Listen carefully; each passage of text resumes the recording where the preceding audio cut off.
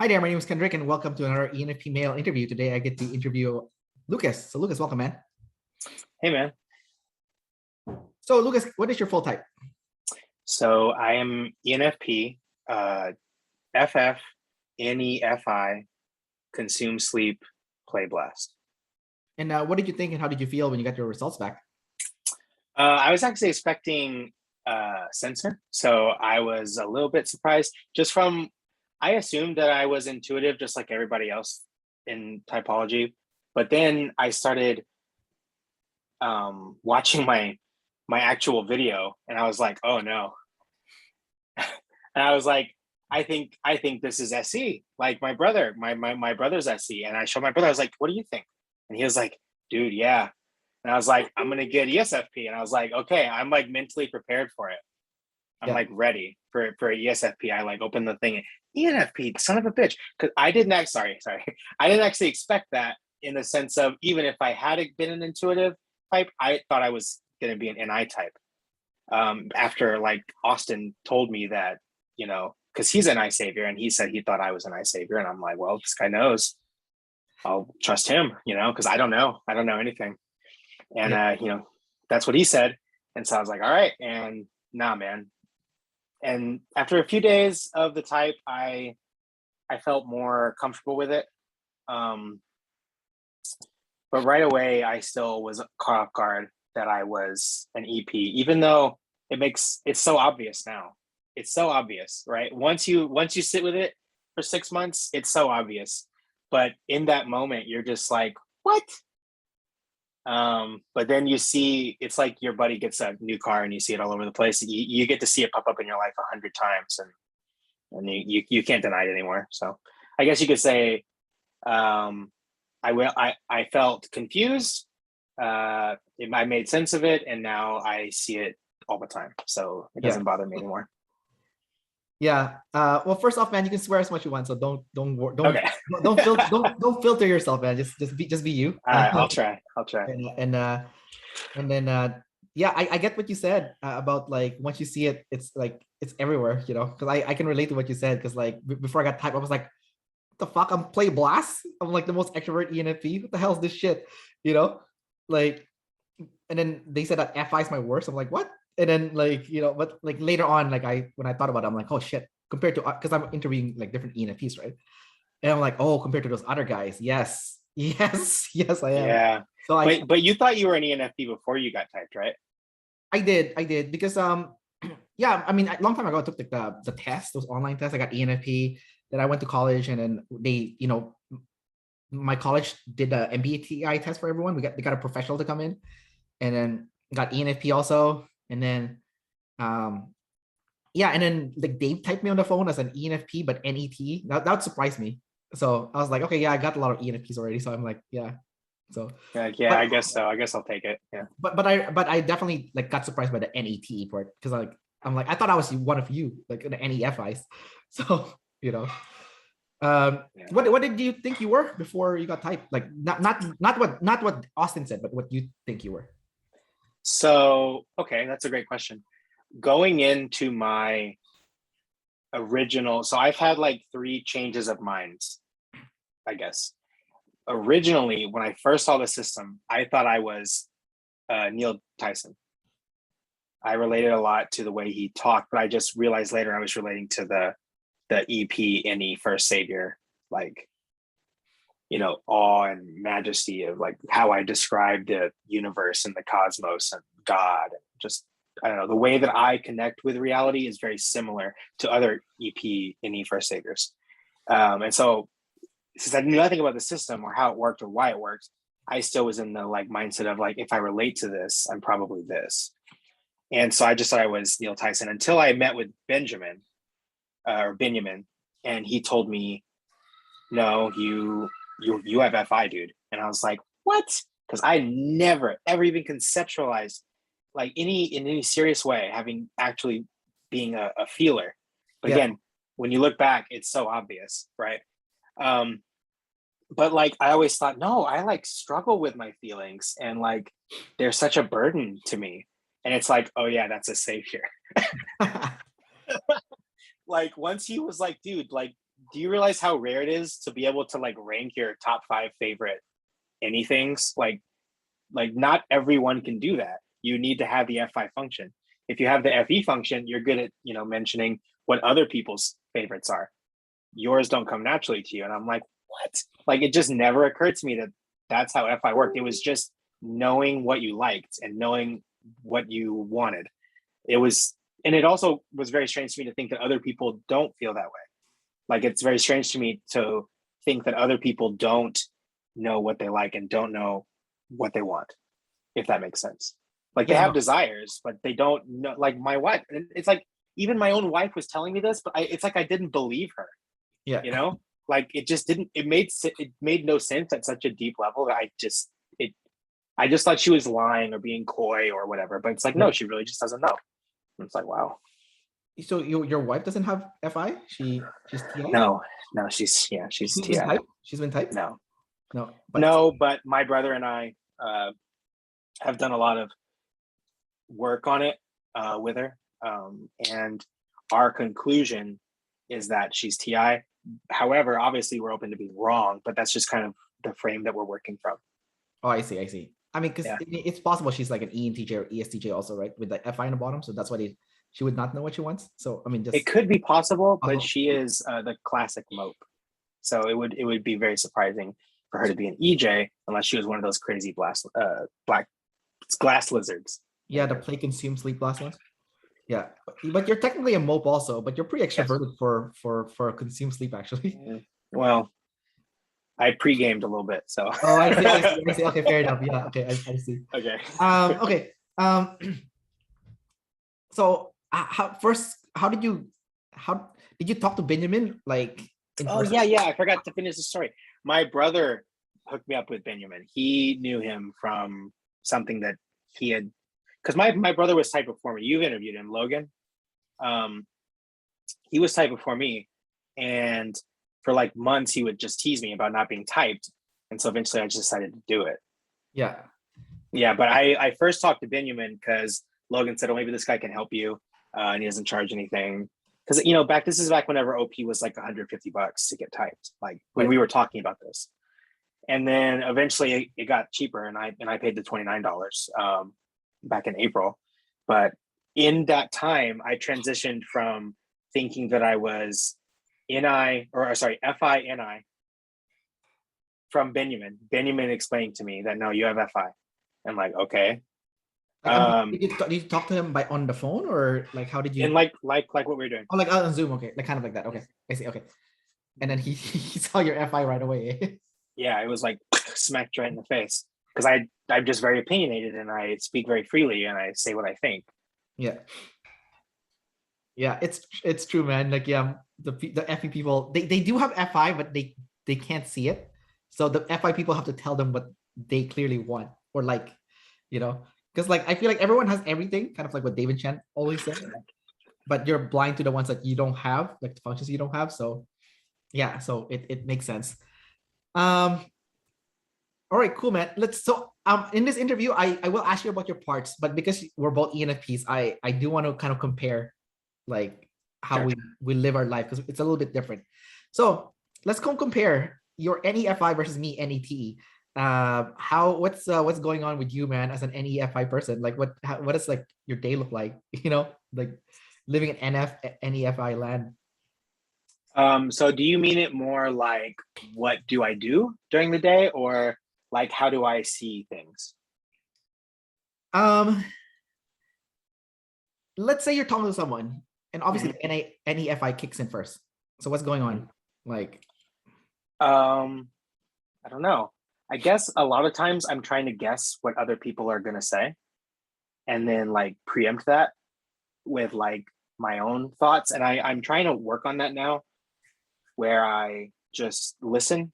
But it's actually getting a lot easier. So I won't like make it seem more difficult than it is, but it's getting easier for me to pay attention and be present when I'm speaking to people. But in terms of like how it then activates, what I see it do is kind of, I think I'd spend most of my time around others and consume play. And I'm only dipping into sleep if I need to think of I don't like, I'm not someone who will sit there and think about stuff like what Jesse does, right? I want to just respond because I've already, but what I actually have learned to think is that that's because I have sleep the way that it is I dip into the sleep, passively throughout the day. And so it's like my thoughts are primed because I've been thinking about it all day, if that makes sense. And so I one thing that's probably different from you is I get really caught off guard by things like coronavirus. I did not see that coming the way it did. I remember like I was at my grandparents' house and like I found out they were gonna shut down because I worked at a church and they were gonna shut it down, and I was just so caught off guard because like just a week prior I was talking to my brother and I said they would never do lockdowns, like not in America, and I was just so wrong, and it really messed with me that I didn't see it coming, if that makes sense. And so nowadays I guess what I mean is, as somebody who engages with the tribe more, I would think that NETE would be more likely to see things coming because they're taking in the thinking from the tribe perspective in the savior state. Whereas for me, I'm like, those guys probably don't know what they're talking about. Like the pattern I see is more real than the gossip about what may happen. I don't know. So I Yeah, don't I know mean, if you relate to that. yeah, I think what you said makes sense. Like when the lockdown hit, I wasn't shocked by it. Um I kind of saw it coming. Not because like I am some super intuitive guru or whatever, but it's because I'm connected to the tribe all the time. So Right. like the conversation is always happening, and like creeping up to the lockdown itself, it's already kind of building up to it just based on the ping back I get from the tribe.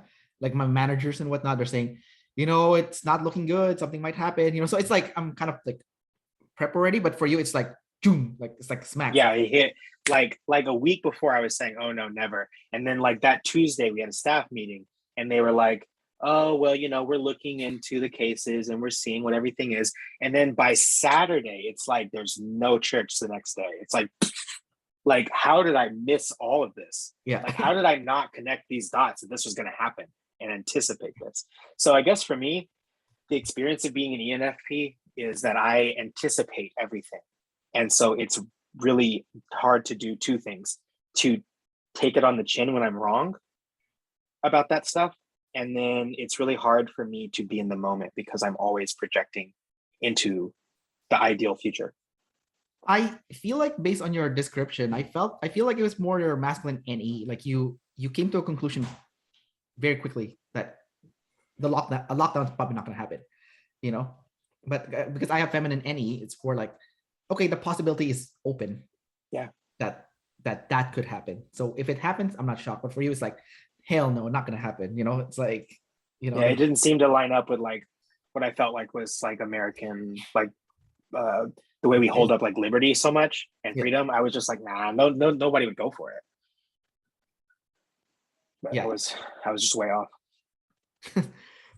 Well, let's talk about the other part of our differences. So you are self above tribe and I'm tribe above self. Yes. Now it's weird because when I got typed as NET, I was like, what? I'm tribe above self. I've always felt so selfish. Like I've always like done things for myself. Uh, and I mean, personality type is not so black and white. Clearly, maybe like for me as an NET, I am selfish with people that already know me. But if I just met you or if I work with you or it's like surface level relationship, then I'm tribe above self, right? So, but looking at my life, I did notice that when I want to do something for myself, there is like a resistance. I've always pushed through a resistance because I didn't want to betray myself, but there was always been a resistance. Like I have to go through the resistance first. There is like like this is what I want. This is me, and here in the middle ground, there is like it's almost like Jello or like something. Like I have to push through it before I can go to the other side. It's not like it's not like A to B, boom, just like that. So what about you? Is it, if you want to do something, is it like you don't have to check in with anyone, don't have to, you just do it, there's no second thought, it's just like boom, I want something, I just do it, or I want something, I get it, whatever? So I don't know if it's different because I have feminine tribe.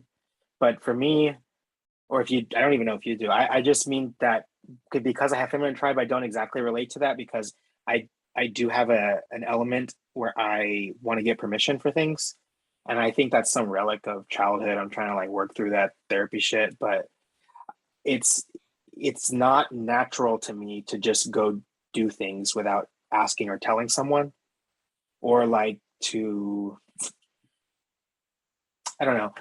I guess about the breaking through thing, I do relate to what you're saying in the sense that like I try to change things about myself, and I face resistance from myself, from a different aspect of myself that doesn't want to change, or that wants to take the easy road, or wants to not have to sacrifice. But the part of me that does faces resistance from the part of me that doesn't. So I do still feel resistance, but where I feel more resistance, where it's like, no, I'm not, like, what makes me resistant is the fact that I want to do the selfish thing, if that makes sense. I want to do the thing that I want to do. I want to just do the FI thing I want to do, but I got to go do shit for the tribe, or I got to, like, I just have stuff I have to do because it's my responsibility in the real world, even though it's not in my head. Like, I feel like it feels so selfish, right? To say like I shouldn't be responsible for these things. But that's where, like, I guess for me, a lot of the like, when I did have a lot more negative self-talk, it was about that. Like that it was very much just telling myself that I didn't deserve like to go and have free time like I desired, or I didn't deserve to go and do the things that I wanted to do like I desired, because I hadn't, like, in that way I felt like a bit of a tribe savior, like I owe a debt to the tribe and I can't be happy until then. But I think it was more like this. It's more like I didn't like the kind of person that I was behaving like, because I saw how other people around me were behaving and I knew I could do better. And so part of me like really hated that I was like so lazy and so selfish. And so there was still resistance and hesitation. It just wasn't coming from the outside in. It was still all this cyclical inside stuff. You know what I'm saying? So that's why I think it's the FI savior versus the TE savior. Like the tribe is there and I have this draw to like try to help, but it's this inner battle that I fight to go do it. That's all. Yeah. I mean, just based on what I'm hearing from you, it sounded like you wanted to do just what you wanted to do, but you wanted to be a better person. So in order for you to be a better person, then that tribe has to be taken into consideration. So that's where the resistance is coming. Am I right in that assessment? Yeah. I see. Okay. So it's a little bit different. Yeah, because for me, it's like automatic for me to do stuff for the tribe. And then if I want to do something for myself, then I would have to tell myself, you know what, Kendrick, fuck the tribe. Just do what you want. Fuck them, And but there is like a resistance, I have to tell myself that, like, fuck them, right? Because like for me, it's like normal, like for me to do stuff for people. I'm like, oh yeah, you want need help? Sure, I'll get rid of my weekend and I'll help you. I'm like, no, no, no, no. You need to protect this time, Kendrick. This is your time. You're gonna go play video games. You're gonna ignore the tribe. You're gonna play video games. And like for me to even do that, it's like, like it's. Mm-hmm. So yeah, I can see the differences in what we're doing here. It would look similar from an outside perspective, though. I think, Maybe, yeah. but I think the inner workings is where the inner battle is where it's different. Um, let's compare our consumes. Your consume is double masculine, and I consume. Mine is like just in the middle, right? Not double masculine. So and mine's a demon too. So how do you let's cover all the different dimensions of consume. Sure. Let's start with self-awareness from an external perspective. Okay, so consume is also correlated with like self-awareness, but not like the sleep kind of self-awareness, but like you seeing yourself from an outside perspective. So you can kind of see how you present yourself to the external world.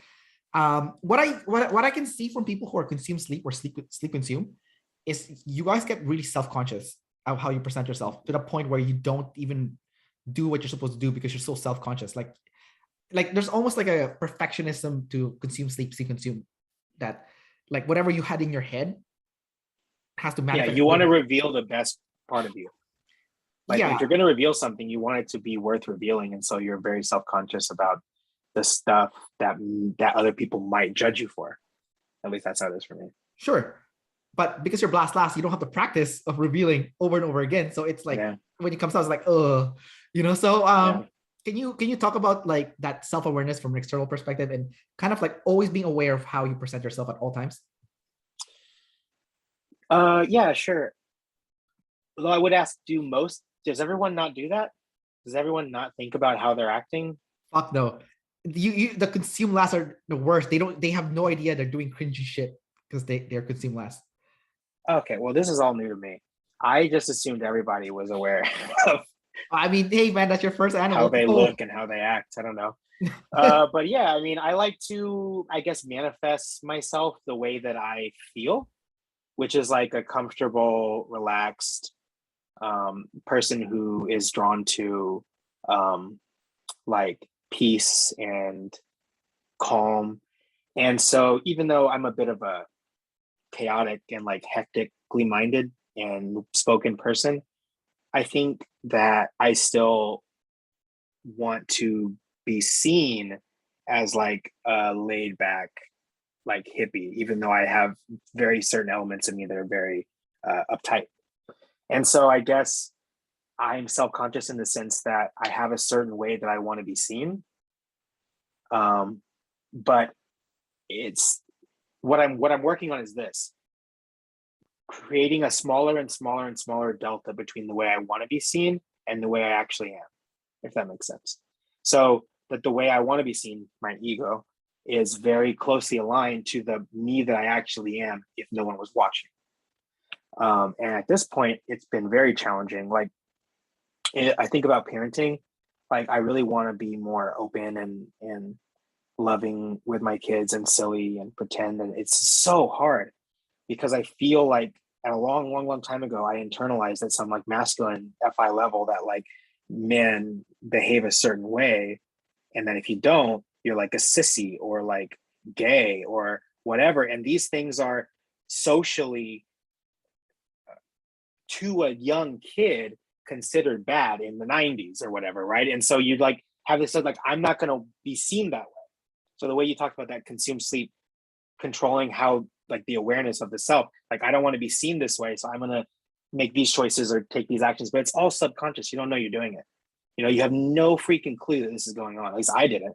I had no idea, but like it pulled me towards certain like musical pursuits away from other ones. For example, like I didn't want to be in drama because I would rather be in orchestra, and I didn't understand it as a 14-year-old why. But now as a 30-year-old, I can look back and see what was going on in my head, and that it was not healthy, and I shouldn't have to feel that way anymore, right? And so I can then go, okay, so this fear that I have of being seen by the tribe for who I really am, because they might think I'm a sissy or gay or whatever, doesn't matter because I am this and I'm comfortable sharing that now, right? It's a, I think what it really is self-love, right? It's being willing to love yourself and then saying, you know what, I'm so lovable that this person is worth sharing.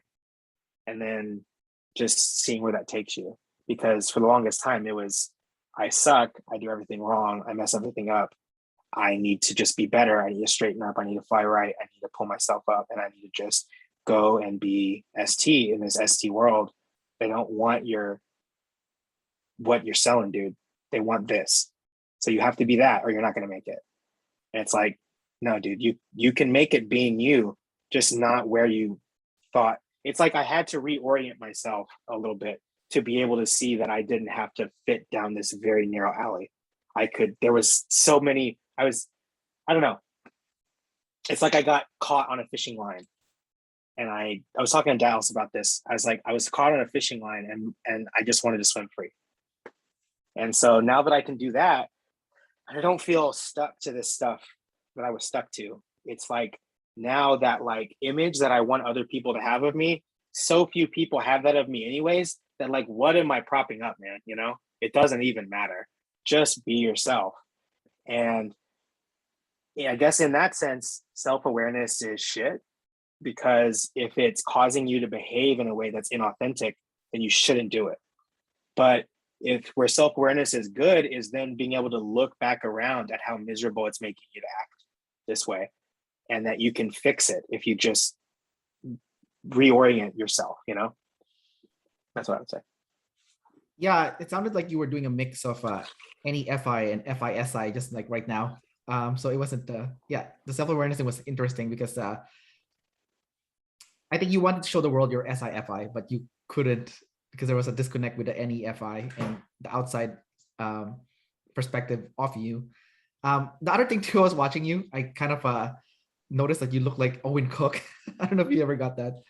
No, I've never heard that, but I do know who you're talking about. I think that guy's kind of a butthead, though. He's kind of mean how he talks. Yeah, do you feel that way about me?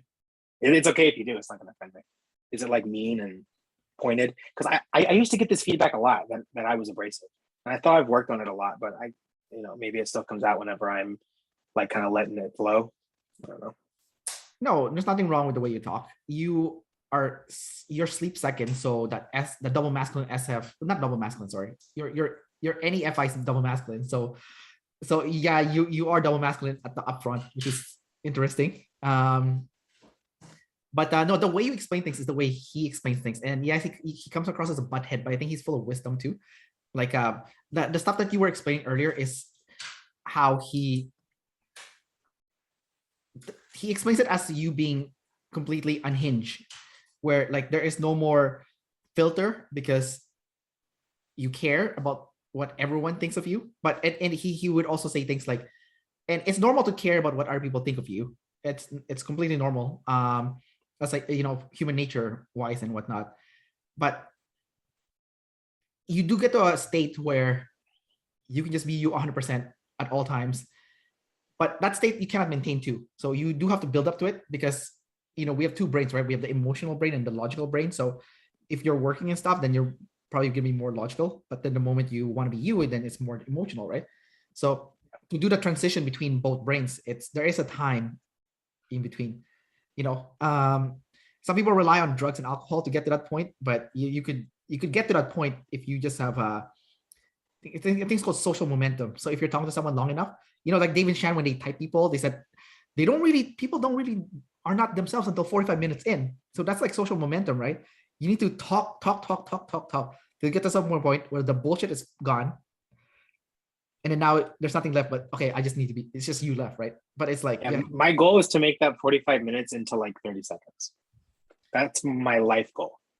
So it's like, just live as authentically as I can all the time. That's how I feel. I think it's impossible. Just because of like life bullshit. Maybe. Life bullshit will get in the way all the time, and like it just it's you can get it faster for sure. Like definitely hands down.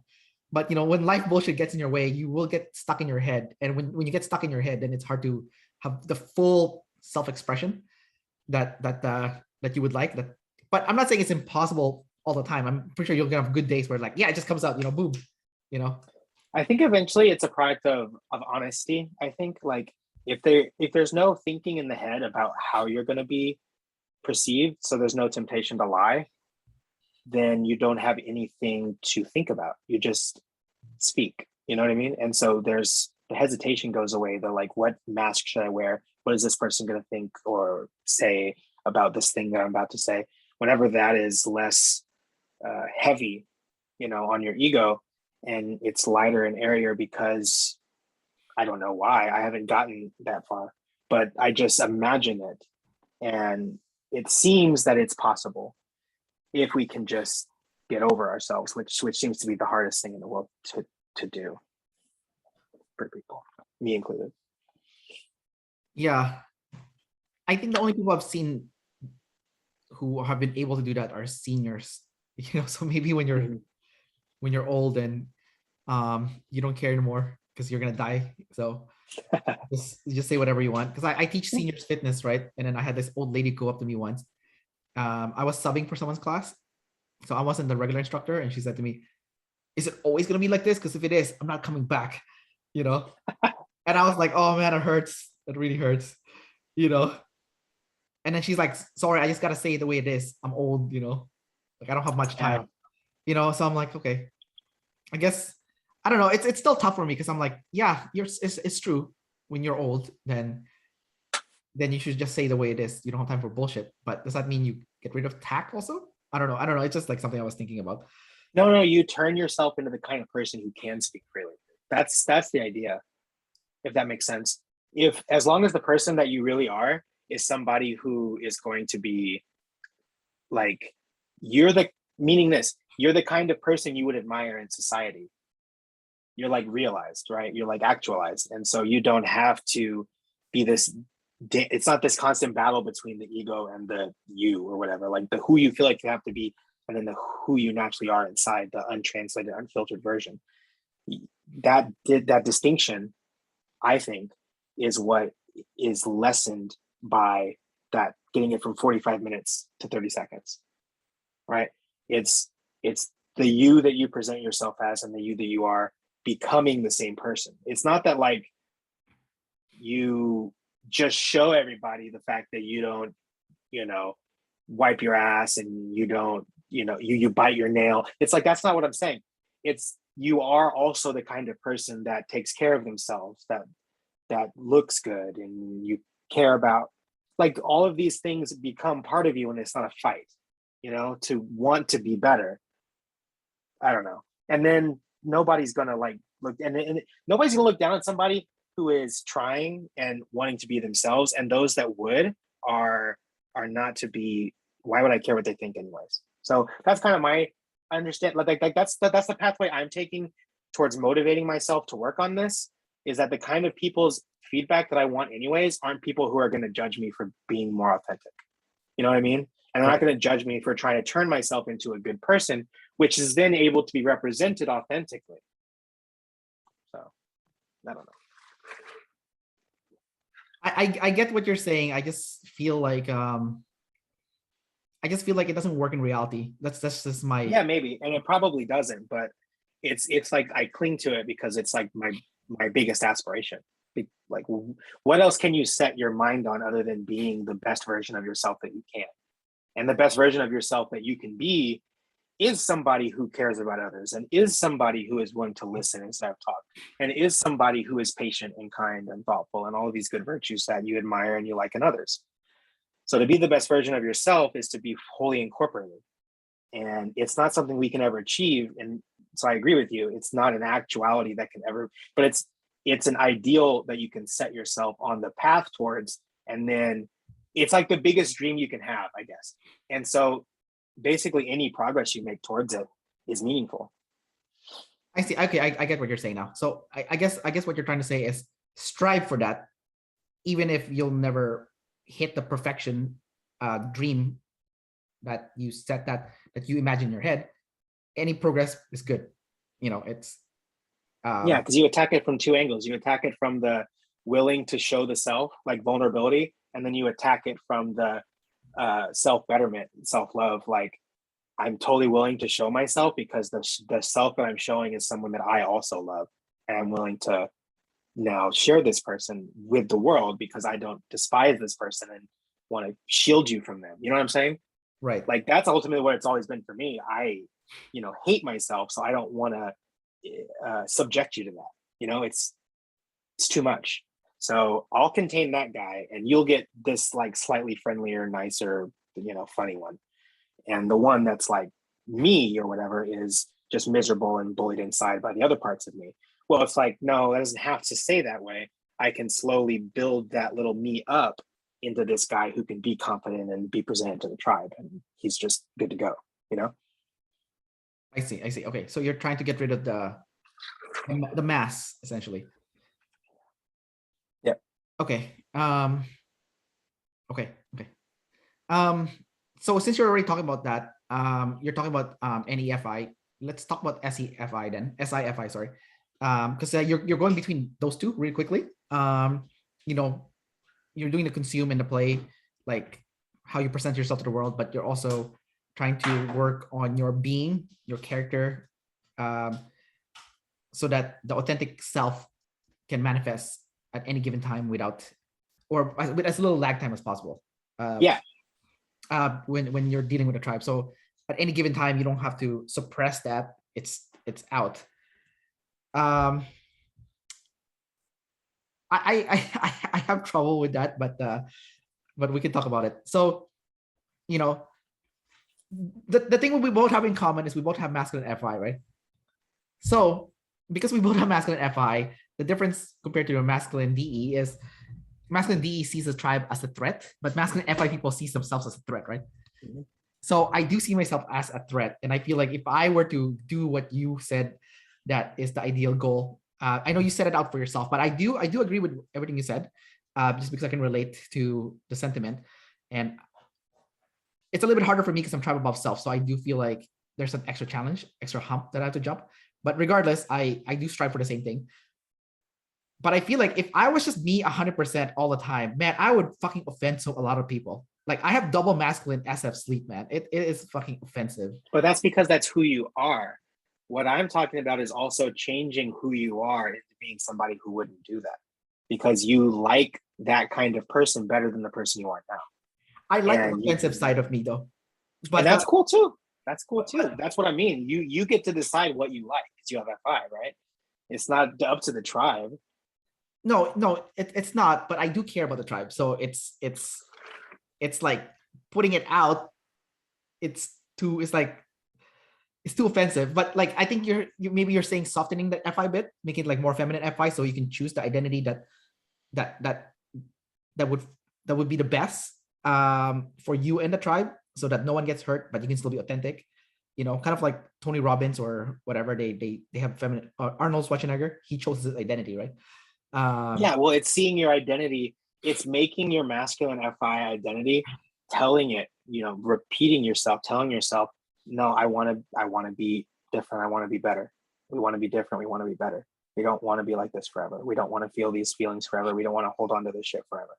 We want to move on. We want to be better. We want to get better. And eventually you just start to believe yourself. And then that becomes your masculine FI. You know what I mean? That's the hope. I don't know if it actually works that way.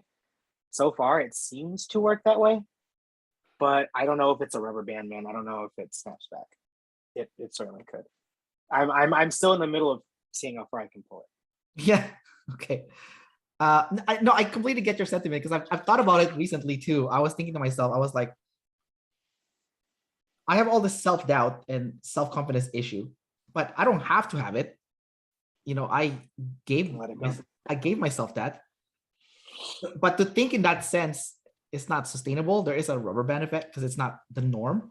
But I'm also thinking, is that just homeostasis that's going against me, and I need to create a new homeostasis to get to that point? The So it's hero's like, journey. yeah, sure, but it's like it's confusing. I don't know, like I just like the way you said it, creating a new homeostasis, because that's a good summary of the hero's journey.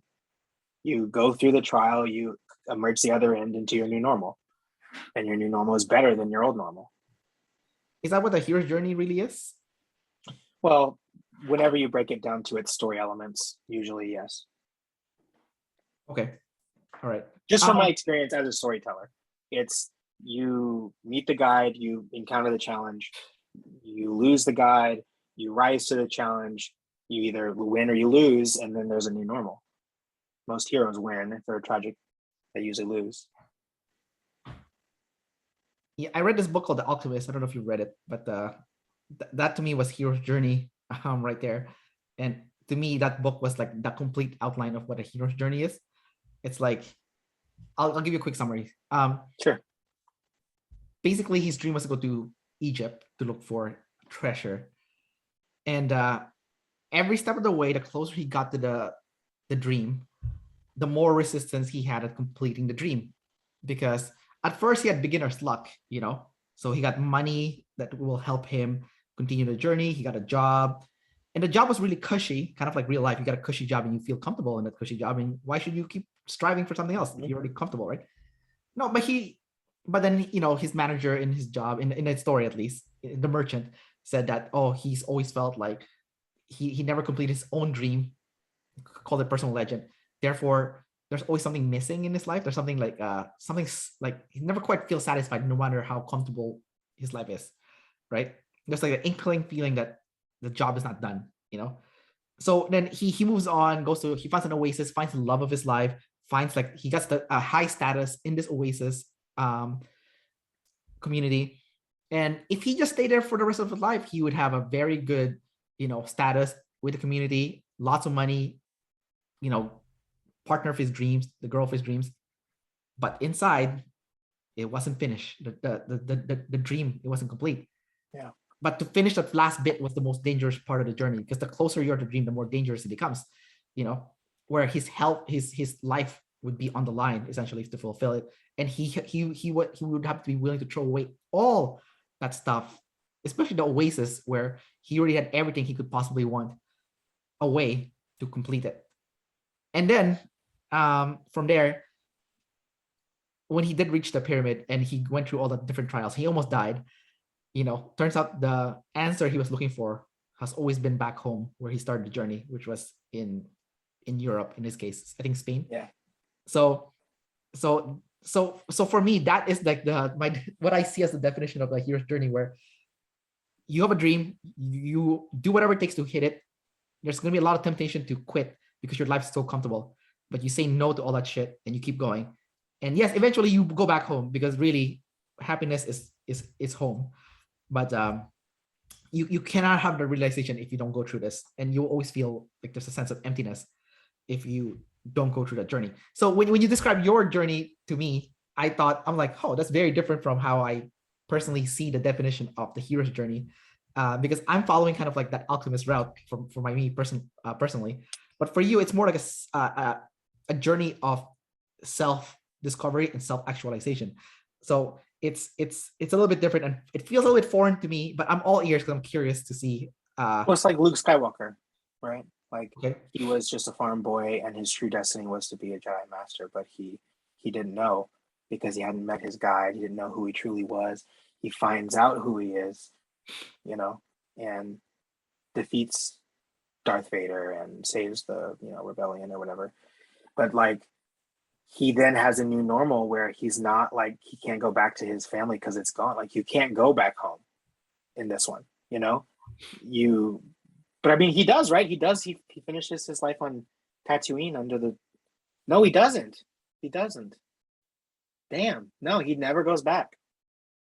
So it depends on, I guess, I think of the hero's journey through like a narrative sense, because I guess I'd spent a lot of time years and years and years ago being a storyteller. When I worked for the church, I did video editing and producing. And I thought a lot about how story worked and how to convince people of things and how to understand things and how to tell stories. And the way that I see the hero's journey is one of overcoming something, and then you're on the other side. Like, you've emerged from the egg, right? You were on the inside of the egg and you've emerged from the egg. Frodo is not the same after the end of the movie as he was at the beginning. It's that. It's the, you are now something wholly different, and it's a better thing, and it's a good thing that you do what it takes to get there. It's worth it, because the way you had it, yeah, it was good, but the way it's going to be is so much better, and it's always worth the pain to do it. So that's how I feel about the hero's journey, which, I mean, it doesn't sound all that different from what you said, at least not to me. Okay. Yeah, no, I get it now based on the context that you said. Although a lot of those characters that you mentioned have a tragic end. Like Frodo clearly has PTSD and he has to go sail away to the elf land, and then what's his name? Luke Skywalker. He died in the weirdest way to die. Like, he just becomes a ghost fighting Kylo Ren, and then like freaking the. But his life had meaning and it had purpose and it had value because of his sacrifice. Like, what I think is to let go of the ego, to make the journey from the child self to the adult self is to be willing to give it all away, up to and including your life, which is what you talked about, where the guy was on the trial and he could have died. Yeah. But he lived. And well, sometimes you don't. Sometimes you, Luke Skywalker or whatever. Or sometimes you do live, but you're damaged, like a war hero or like Frodo. Yeah.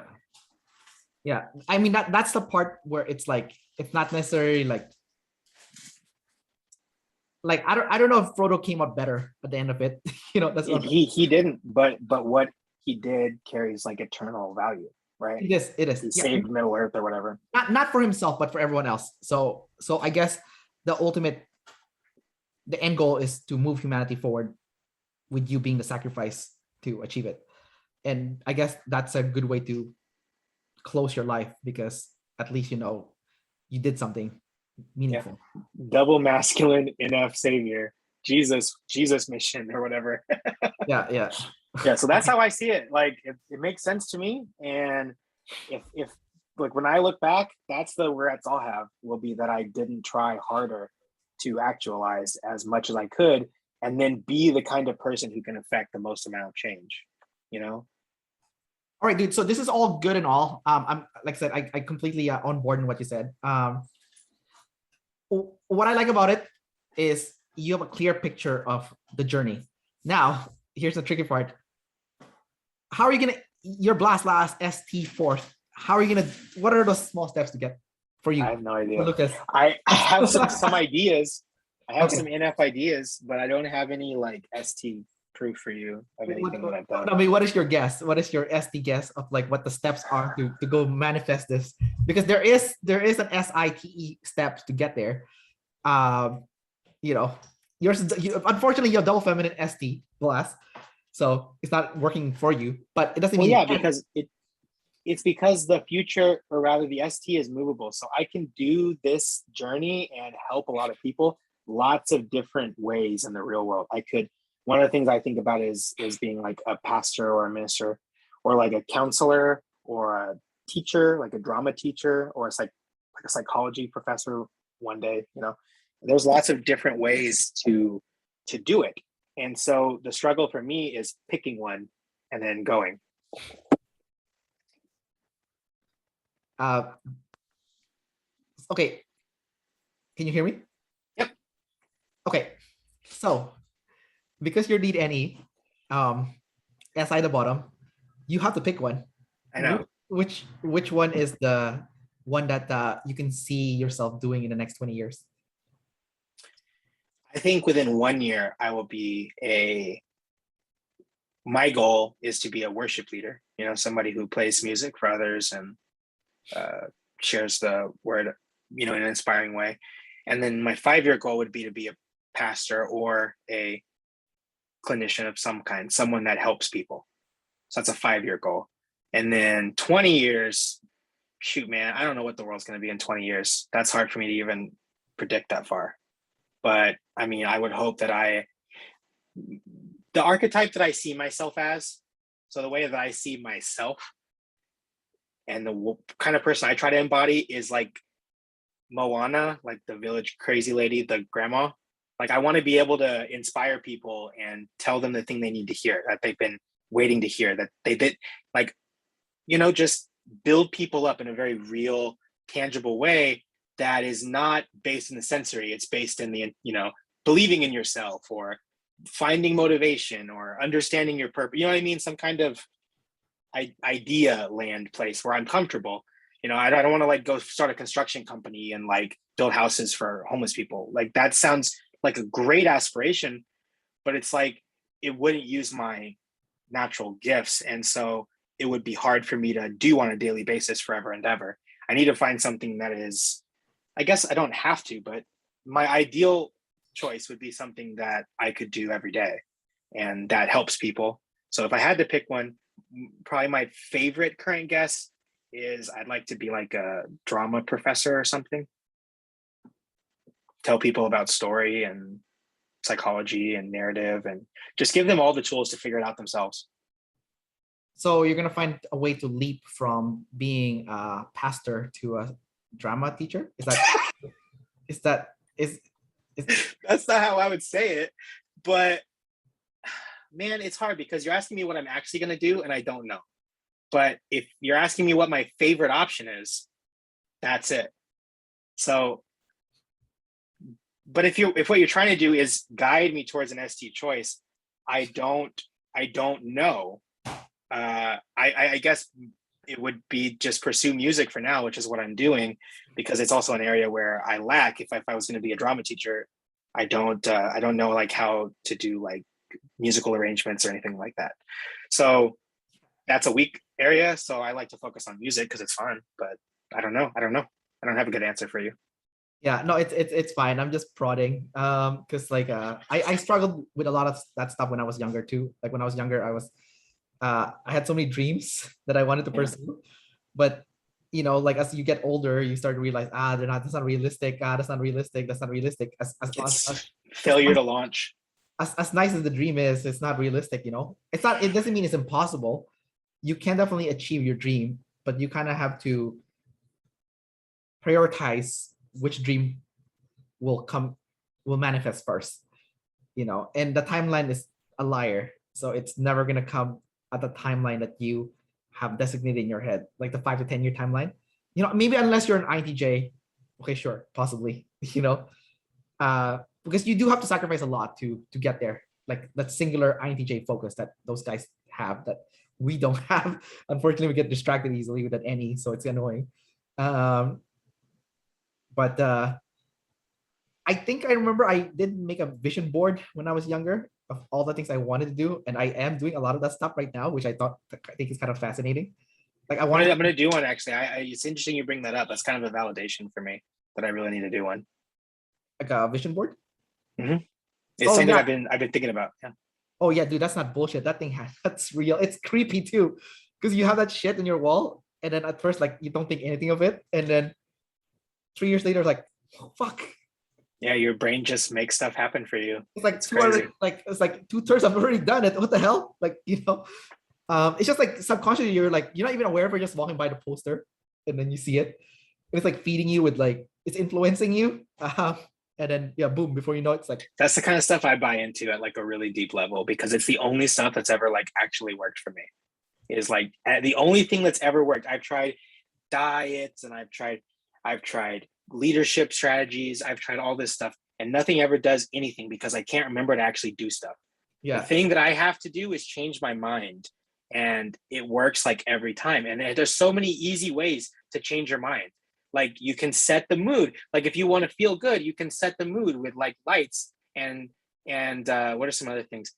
Sounds. Like I use soundscapes. You can set the mood of a room to control how you feel in that room. And when you feel good, you can get more work done. You can get better. Like, you know what I mean? Like this is stuff that you can actually affect and change that isn't just remember to like at the first 10 minutes of the day to have a stand-up meeting or whatever like practical methodology there is. It's like, what if I'm motivated to actually do that strategy because now my mindset's right?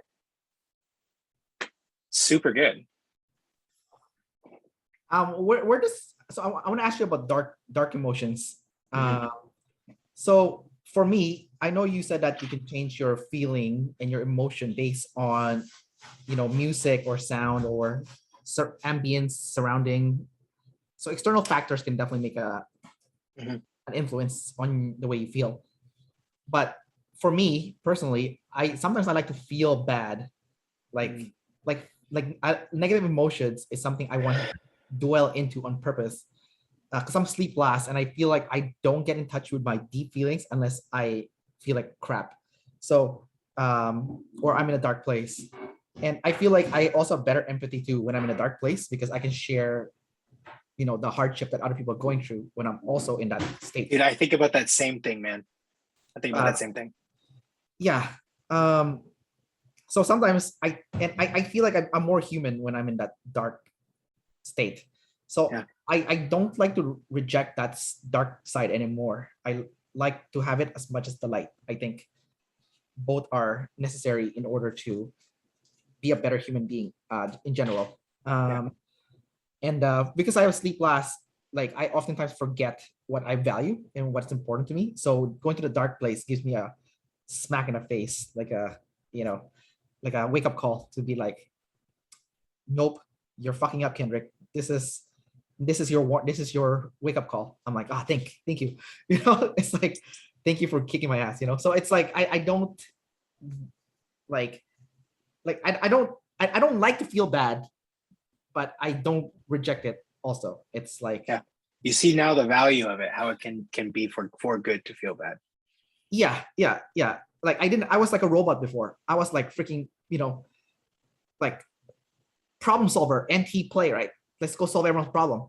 But there's no feeling behind it. There's no emotion behind it. There's no humanity behind it. It was just like get shit done. And then now what? The shit is done. Now what? Yeah. So, there's no essence behind it. So that's kind of like my thought process when it comes to dark emotion. So you have sleep second, so you would get sucked into that darkness more so probably than I would imagine, just because you have it in a savior state. So how do you personally deal with it when the dark emotion come in? Do you work with it, or do you try to push it away right away and try to replace it with something more positive? Okay, that's a really good question. What I do usually, if I'm not being conscious, if I'm just in a reaction state, if I'm not trying to if I'm not trying to be a thermostat, I'm just being a thermometer, right? And I'm just reacting to the stimulus. It's usually pretty like, eh, eh, eh. I lash out. So I don't repress it or suppress it unless I think to do it. And then when I think to do it, I've recently gotten better at thinking. So historically, it would be, hey, just chill out, man. Calm down. You don't need to be in this upset state right now, or you don't need to think about this right now. We can think about it later. But now it's more like, well, the dark feelings or the negative thoughts or the whatever's, this is just what this body does. That's what this one does. And the mind, or the me behind the mind that actually gets to make decisions about stuff, it sees those promptings more and more. I try to see them as memos on my desk instead of states in that which I embody. So I'm not angry. I am experiencing anger for a moment, letting it go, telling myself the right story. Hey, I know you're mad, but this is something that we agreed we were going to do. So let's just do it. It's telling myself, correcting the record for myself, because if I just buy into my own bullshit, I'm just going to say the same person forever. But if I correct the record and I say, hey, you wanted to play water balloons with your kid, when he threw a water balloon at you, what are you doing getting mad? What am I doing? You can't be getting mad at stuff that's stupid and you shouldn't be getting mad at. So for me, it's more like I'm an animal that I can tame, and I can be good to the animal, right? It's not like I'm abusing myself. I can be good to myself and actually try to, it's like my own kid, right? I'm raising up the kid inside me just like my own kid. That's a better analogy than an animal. It's like there's a kid in me that doesn't like to be mad, but there's another adult in me that knows that I don't even have to be mad about this. This is not worth getting upset about, but the kid in me still feels the anger. But it's the parent in me talking to the kid in me and saying, hey, dude, it's okay. You're fine. Don't worry. It's not a big deal. This is, you wanted to, like the water balloon thing. You wanted to play water balloons. You got wet. It's fine. So it's, for me, the dark thoughts have become more bearable. Because who wants to get mad at their kid for that? Like, there's a certain dark thought with just having experienced that anger, right? Why am I mad about this? Okay. But just knowing that's not me, that's what this body does because of the things that it's seen and the things it's gone through. You have these reactions and it's okay. You're okay. You're cool. Just like I tell my kid when he's sad and he's crying, I tell myself, you're okay. You're cool. Everything's fine. We can do this. And sometimes it doesn't work. Sometimes it doesn't matter what I tell myself, it's bad, and I get mad and I storm out or whatever. It doesn't always work. But I'm getting better at it. I'm getting better at telling myself the kind of stuff I want to hear in the best sense possible. Like telling myself the stuff that actually helps me. Not saying things like, hey, quit the shit, dude. Like, don't tell yourself that. But say, hey, dude, it's okay. I understand. That stuff helps better, right? So just refining that inner talk to be the kind of talk that actually produces good feelings instead of bad feelings. Like, why pile on myself? It doesn't serve me. And it certainly doesn't serve those around me. So. Yeah, I had some thoughts based on what you just said about your insight. Yeah. The first one is, I think if the person that was playing the water balloons was lead SE, they would be laughing their ass off. because it's a perspective thing, right? I think with SI people it's a little bit different. So the SE smashing the physical stuff, I like, yeah, great. But the other thing too, I think the other stuff that you said that I latched onto was it depends on your state. Like there are days where you just feel like shit, and no matter how much self talk you have, you're like, I'm gonna lash out. I'm You gonna, give yourself permission to be an asshole. Yeah. yeah, you throw a tantrum, right? But Yep. because you're in a reactive state, so it's kind of hard to. Otherwise, like you're trying your best, but that's all you can do at that given moment, right? Mm-hmm. I just remember something that Owen Cook said. I know you don't like him, but he. I didn't say that. I never said that. I Oh, do like him. he I said just didn't he's like being compared to him because it like triggered something in me about being abrasive. It's not your fault. The guy's great. okay. Sorry, I realized that like 20 minutes ago, like after we talked about it, but I never brought it back up. It's fine. It's fine. So anyway, he talked about something called the ecosystem of positive emotions, which I really like. He said that a lot of people they put all their eggs in one basket, and your happiness, if that gets taken away from you, then you have nothing. So if you look at like a table, for example, and the table only has one leg, then if that leg gets hit, then you're screwed, right? But Yeah. if you have a lot of things that's holding up or you have an ecosystem of positive emotion, meaning you have a lot of things to tap into that makes you happy. If one of them gets screwed up, it's okay because there's other areas in life that would also bring you joy, right? Yeah. So and I mean, I understand like real life doesn't work that way. There are times in life where you don't have that many options, you know. But eventually you do want to work to a point where you do have a lot of happiness that you can feed in, like tap into, as opposed to just one, right? Um, so like he talks about, like for example, like when it comes to your life, if you take care of your health, you work out, you eat healthy, then okay, that's like a place you can tap into happiness. If you have a good relationship with people, like dating and whatnot, then that's also another place of positive emotion, right? If you have your own hobbies that you enjoy that you do outside of your family or other people, okay, that's another one, right? Yeah, like avenues of joy, right? Just different Exactly. roads you can go down to feel Yeah, happy. yeah. And if you're chasing your passion or your purpose, then okay, you have another avenue. So if, let's say, you have relationship problems with your wife or kids or whatever, yeah, okay, you're gonna feel like shit there, but you can always tap into the other stuff, and uh and yeah, okay, you're not gonna be as happy as before, but you're not gonna be in in in like that crazy reactive tantruming state, because you still have other areas that is feeding you Mm-hmm. know so yeah, That makes a lot of sense. yeah, so that's the kind of the insight I took from kind of like what you were just saying. um let's let's move on from this stuff, and let's move on a bit. Let's talk about your sexual modalities real quick. Your double feminine, so your tester visual. Can you talk Yeah. about that? I'm not too great at thinking about them together, but I think about them separately. So like feminine sensory, I definitely have this thing where I don't like being touched, or I had a thing for a while about like the kids sitting on me or like walking on me. I've gotten better at it. It's again, it's that same state. You have kids, why are you mad at their walk? It's telling myself the right story, overriding this FI bullshit. But my body's this thing's normal reaction is to be like, whenever I feel impressed on by the sensory, and to not want to push back, just to want to whine. And so, and then with the, oh well, actually I have a lot more to say about that. I also have historically bad memory. I'm not going to say that I have a bad memory because I'm trying to tell myself good stories, right? But I have had memory struggles before, and they are getting better. But my memory has been very bad in the past, where I can't remember stuff. If I don't write stuff down, it's gone, like stuff that I've been thinking about. So I mean, in one sense it was good because it pushed me to write more, and it pushed me to have to use to-do lists and checklists and things like that, which increased my productivity and my ability to think.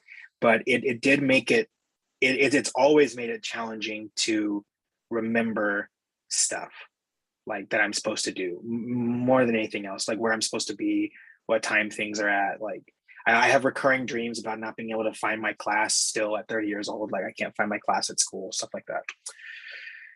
But I believe it can get better, so I'm trying to make it better. So I kind of think of it through those two ways. I don't want to be messed with. I don't like being messed with. Don't push on me. Don't mess with me. And then the other one is don't have any good concepts of like how to like. I'm trying to teach myself. I'm trying to train my memory. Give myself some strategies, but it's like Sisyphus, man. You just it never gets better. And then with the other one, masculine DI, I think if I could change any coin, that's the one I'd pick.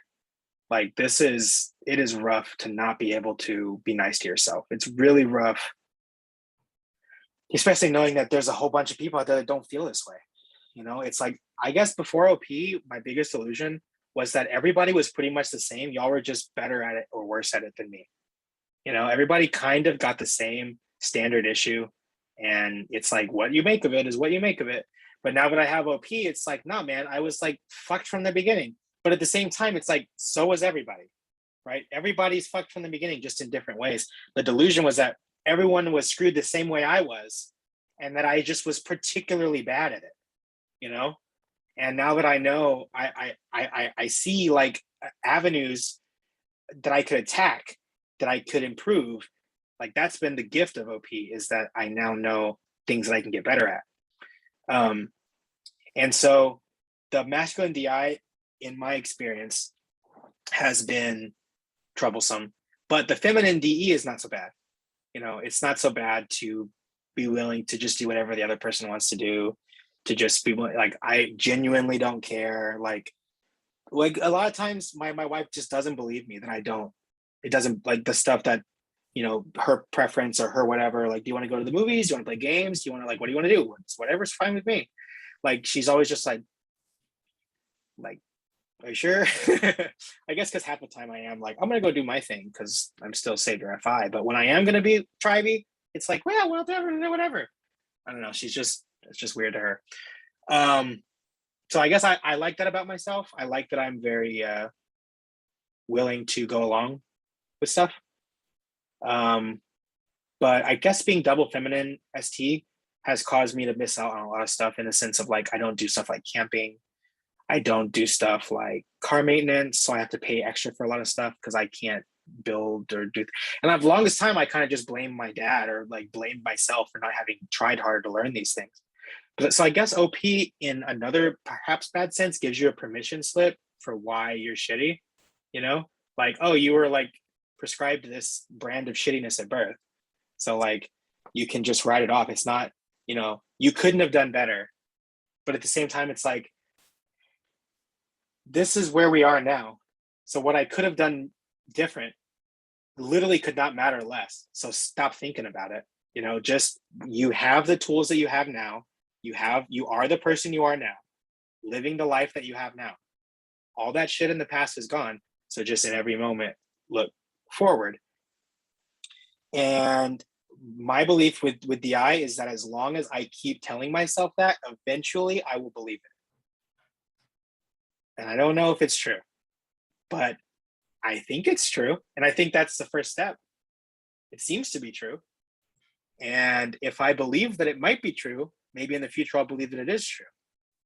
And there's something to that for me, that maybe I can beat the masculine DI in me. Maybe I can beat him into submission, change his mind on stuff, Yeah. Like, you don't have to be this way. You can just be different, be better, quit being a butthead about everything, and be like, okay.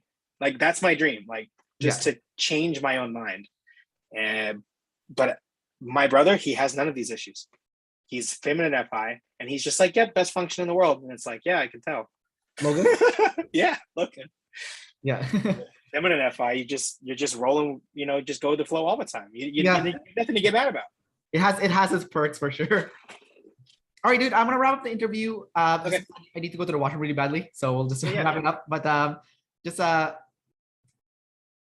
was something I need to say to you, but it flew out of my head. So annoying. Anyway, stupid SI. Oh yeah, I just want to say Jesse repairs tractors, right? So yeah, it's definitely doable to learn all this like mechanical shit, even with the SI at the bottom. It's just hard, So I have the same problem with you. I can't do any of that hands-on shit. Like I just can't. It's just so hard.